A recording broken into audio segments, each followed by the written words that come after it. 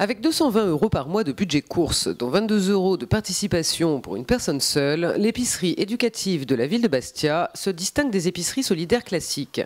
Établi dans les locaux voisins de la Casa di Lanciani à Saint-Joseph, ce projet est porté par le CCAS. Il vise à accompagner les familles dans la gestion de leurs ressources. Objectif final, rendre autonomie et dignité à ces publics fragilisés.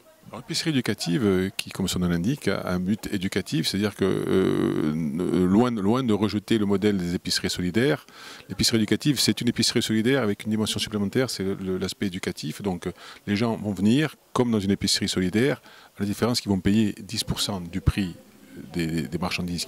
Des personnes qui sont dédiées à cela vont les aider à gérer leur budget, donc il y a une double dimension.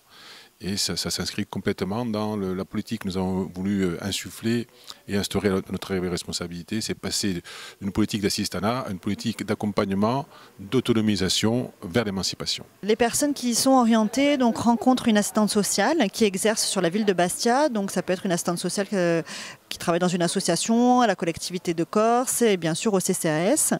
Les assistantes sociales étudient leur dossier. Donc ce sont des personnes en situation d'endettement qui résident sur la commune de Bastia. Donc ça c'est important.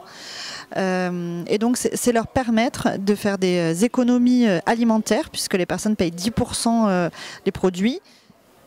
Comment sont financées les denrées? Vous dites que les personnes en payent 10%. Qui financent le reste à charge et comment ont été sélectionnés les fournisseurs?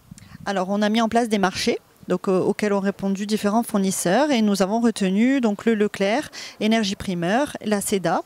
Et pour compléter les denrées, nous faisons appel également au Monoprix. Donc les 90% sont financés par le CCAS de Bastia. Les personnes sont reçues toutes les semaines, donc ils font leurs achats toutes les semaines, mais en amont, on a un entretien individuel avec la famille où on fait le point donc justement sur son budget, ses dépenses. Elle vient avec ses relevés de compte, donc on fait une analyse budgétaire. La gestion budgétaire s'accompagne de l'optimisation des ressources en organisant des ateliers de cuisine. Le but est aussi d'apprendre à concilier économie financière et équilibre alimentaire.